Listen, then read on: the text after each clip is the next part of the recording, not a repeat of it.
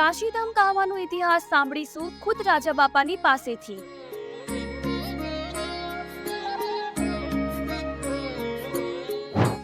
મહેસાણા જિલ્લાના કડી તાલુકાના કહવા ગામે કાશીધામ કહવા પારસમણી ગોગા મહારાજનું અતિ ભવ્ય મંદિર આવેલું છે, જે મંદિરના અત્યંત ચમકદાર ચહેરો ધરાવનાર, અત્યંત પ્રભાવશાળી પ્રતિભા ધરાવનાર, એકદમ સરળ સ્વભાવ ધરાવનાર, સાચી અને સીધી વાત કરવાવાળા સાક્ષાત ગોગા મહારાજનો અંશ દેખાઈ આવે એવા શ્રી રાજા બાપા બુવાજી મહારાજ દ્વારા વર્ષોથી કહવા મંદિરની સેવા પૂજા કરી રહ્યા છે।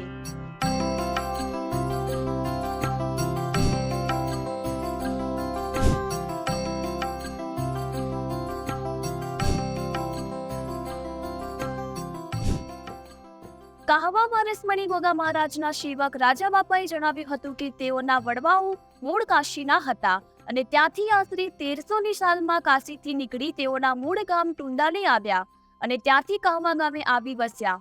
તેઓની સાથે સાથે ગોગા મહારાજ જે પણ કહવા ગામે બેસણા કર્યા ત્યારથી કહવા કાશીધામ કહેવાથી ઓળખાવા લાગ્યું।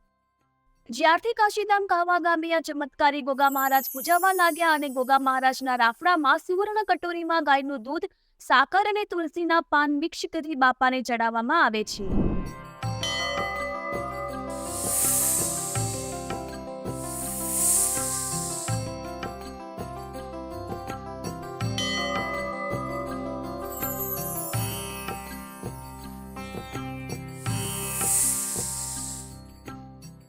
જ્યારથી રાજા બાપાના વડવાઓ દ્વારા પારસમણી ગોગા મહારાજની સેવા પૂજા કરવા લાગ્યા ત્યારથી કાશીધામ કહવા આવનાર ભક્તો માટે જમવાનું સદાવ્રત ચલાવવામાં આવી રહ્યું છે।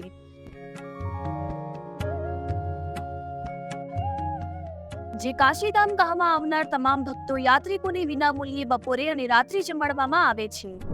દર્શનાર્થી આવનાર તમામ ભક્તોને ચા અને પાણી કરાવવામાં આવે છે અને રાજા બાપા દ્વારા ગૌશાળા પણ બનાવવામાં આવી છે, જે ગૌશાળામાં 200 થી 300 ગાયો રાખવામાં આવેલ છે અને રાખવામાં આવેલ તમામ ગાયોનું દૂધ દોહી તે તમામ દૂધનો ઉપયોગ આવનાર ભક્તોને ચા પાણી કરાવવામાં આવે છે।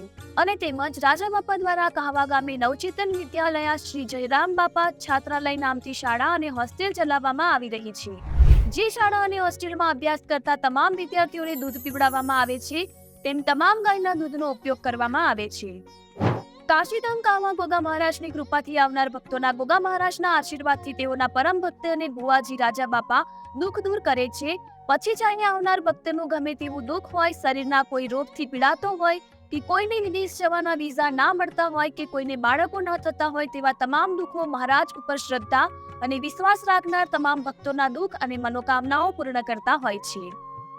કોઈ પણ દુઃખી ભક્ત રાજા બાપાના ત્યાં પોતાના દુઃખની વાત લઈને આવે તો રાજા બાપા ગોગા મહારાજનું સ્મરણ કરી ગોગા મહારાજ જે તેમને સૂચવે એ રીતે ભક્તોના દુઃખ દૂર કરતા હોય છે અને દુઃખ દૂર થઈ ગયા બાદ ભક્તને શરીરની પીડામાંથી મુક્તિ મળે તે બાદ ગાય કૂતરાને 2 રોટલી ખવડાવવાનું જ કહે છે।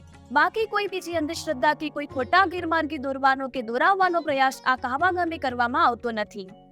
રાજા કાશીધામ કહવા આવનાર તમામ ભક્તોને કહે છે કે મારા પારસમણી ગોગા મહારાજ ઉપર પૂરી શ્રદ્ધાથી અને વિશ્વાસ રાખશો તો 100% તમને તમારા દુઃખમાંથી મુક્તિ મળશે, એમાં કોઈ શંકાને સ્થાન નથી રહેતું। કાશીધામ કહવાના ગોગા મહારાજના એટલા પરચા છે કે લોકો ગુજરાતના ખૂણે ખૂણેથી અને ગુજરાત બહારથી પણ લોકો કાશીરામ કહવા ગોગા મહારાજના દર્શનાર્થે આવતા હોય છે। આમ તો રોજે રોજ ભક્તો કહવા ગોગા મહારાજના દર્શનાર્થે આવતા હોય છે, પણ અઠવાડિયાના દર રવિવારે, મહિનાની દર પૂનમે અને ખાસ કરી નાગપંચમીના દિવસે હજારોની સંખ્યામાં ભાવિ ભક્તો મહારાજના દર્શનાર્થે આવતા હોય છે। ઘણા ભક્તો દ્વારા કહવા મહારાજની રાખેલ બાધા પૂર્ણ થયેલી હર્ષોલ્લાસ સાથે દૂર દૂરથી પગપાળા બાપાના દર્શનાર્થે આવતા હોય છે।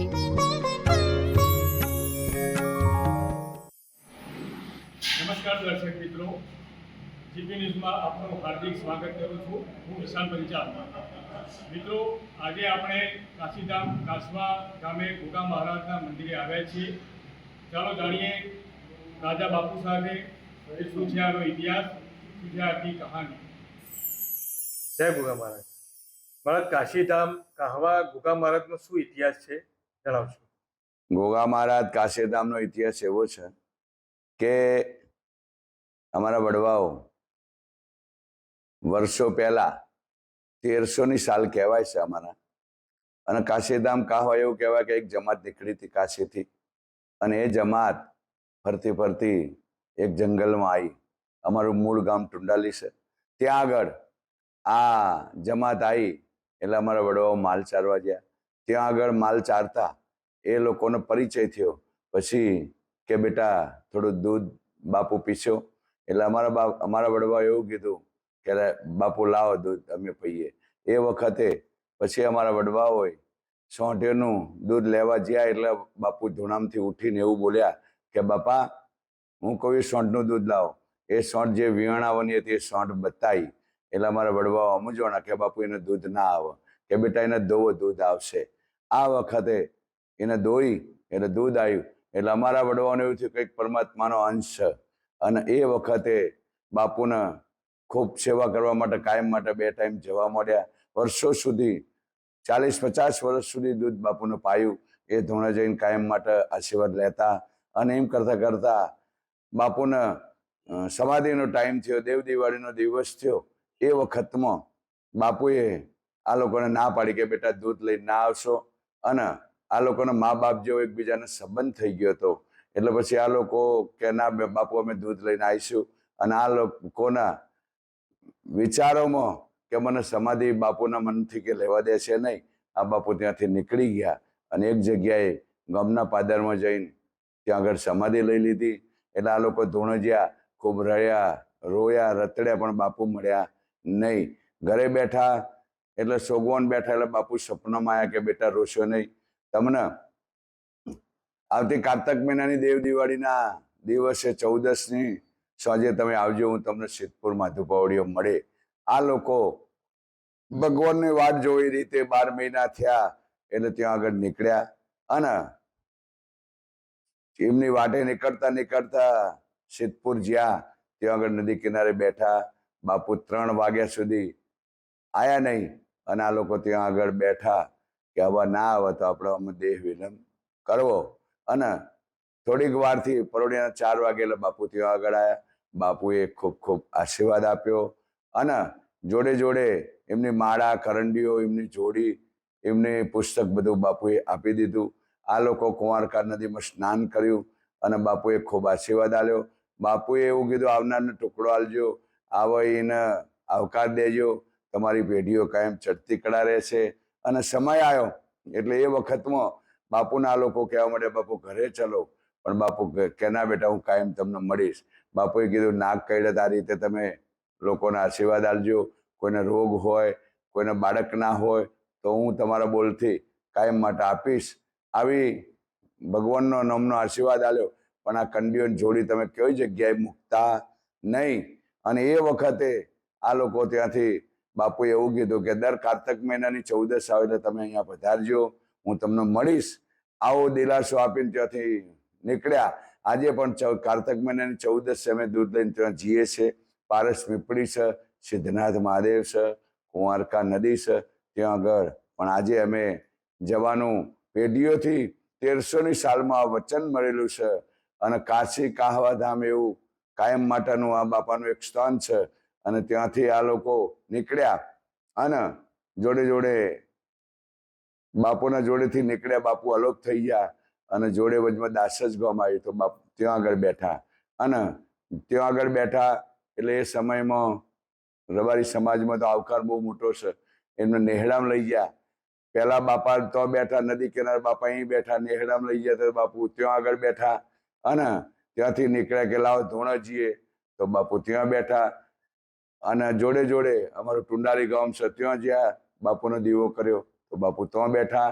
અને ભગવાનની પ્રેરણાથી કાહવા કાશી ધામ કંઈક અંજલ લેખ હશે અમારા વડવાઓનો, તે અહીંયા આવ્યા કાહવા તો બાપા અહીંયા બેઠા. અને આ ભગવાનની દયાથી આ સંસ્થામાં ગૌશાળા છે, શિક્ષણ સંકુલ છે, જોડે જોડે રણુજાના રસ્તા નક્ષત્ર ચલાવીએ છીએ.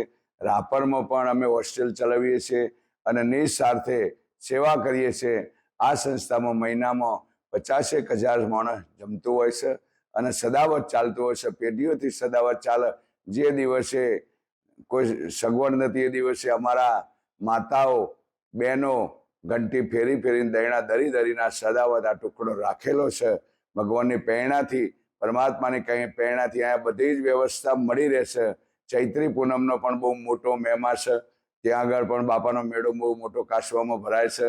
જોડે જોડે આપણો ભારત વર્ષમાં નાગપંચમીનો મેળો અને નાગ દેવતા તરીકે આપણે ઉજવીએ છીએ. નાગપંચમીનો મેળો પણ અહીંયા થાય છે.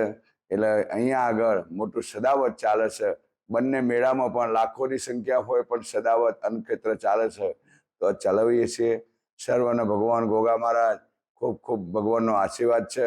જે કંઈ દર્શનેથી આવે એમને અહીંયા બધા જ મનોકામના પૂર્ણ થાય છે એવી અમારી સર્વને અમારા જય ગોગા મહારાજ, જય વડવાળા દેવ.